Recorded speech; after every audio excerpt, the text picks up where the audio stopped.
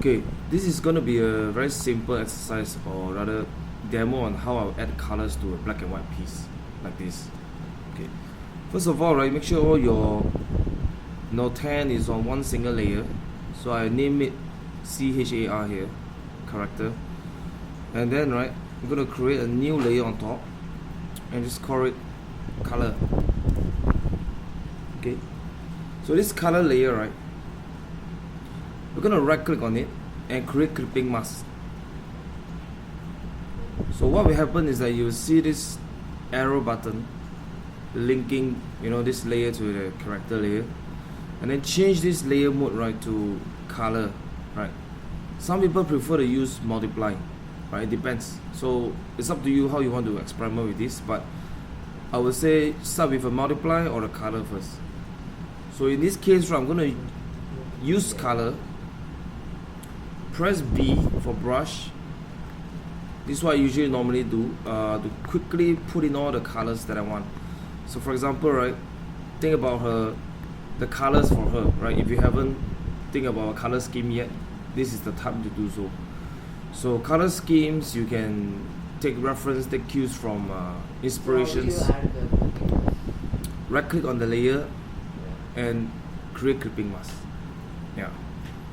So like I say, for colors, right, check out those inspirations that you like, right. Look at their color and observe.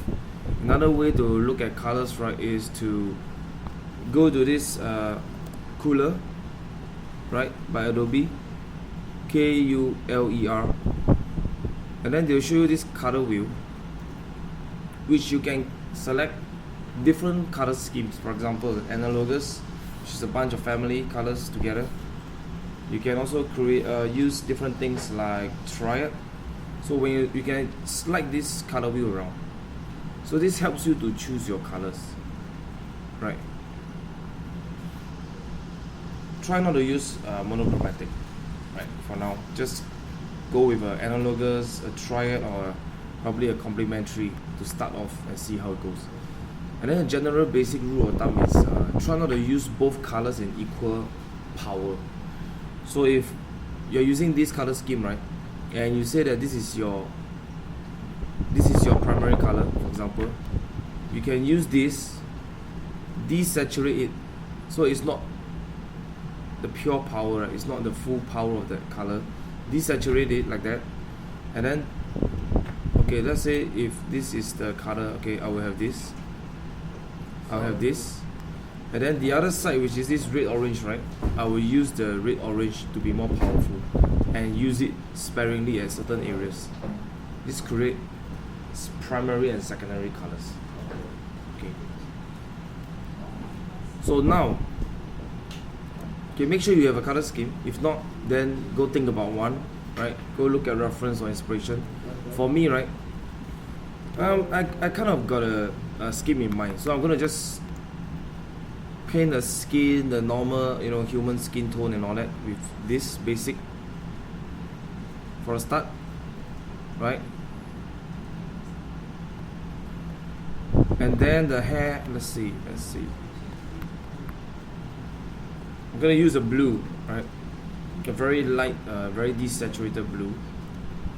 And you see, I'm using the soft brown, and to just paint over everything, and I'm not concerned about it being overlapping the skin or any other part, because later on we can touch up all this.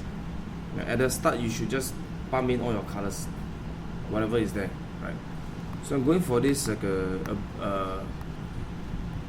kind of like a blue, violet, purples color scheme. So I'm gonna use this purple right now to palm into this armor, and then the armor, the breastplate over here. Okay, and then pick the same skin and palm into the flesh. Okay. Pick back the blue, paint on top.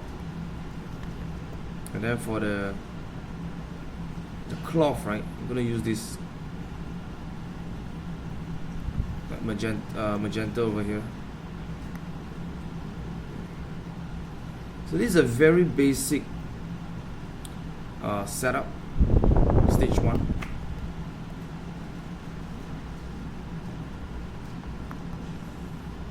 Okay. So we apply the colors this way, right? You will notice that some of the areas, right, look a bit washed out, and that's perfectly normal. Okay, because this is not all we are doing. We're going to need to have another layer on top of this.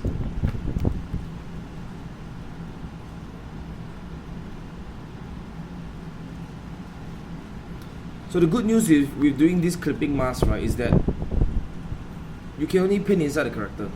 That's why we create this clipping mask, right? And if you don't like this color for whatever reason, you can just off it, just delete it. Your so-called backup still remains. Okay.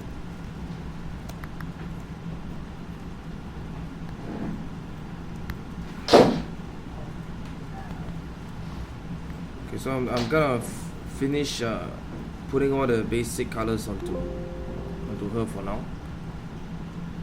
I'm gonna use a blue for this area over here.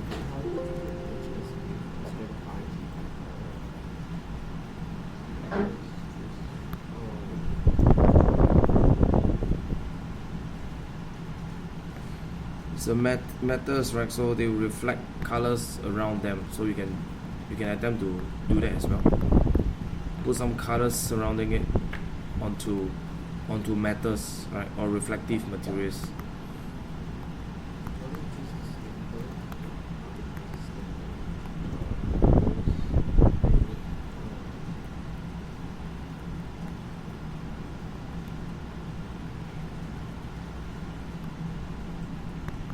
Okay, so these are very basic, very basic adding colors to the piece, and we're heading to stage 2.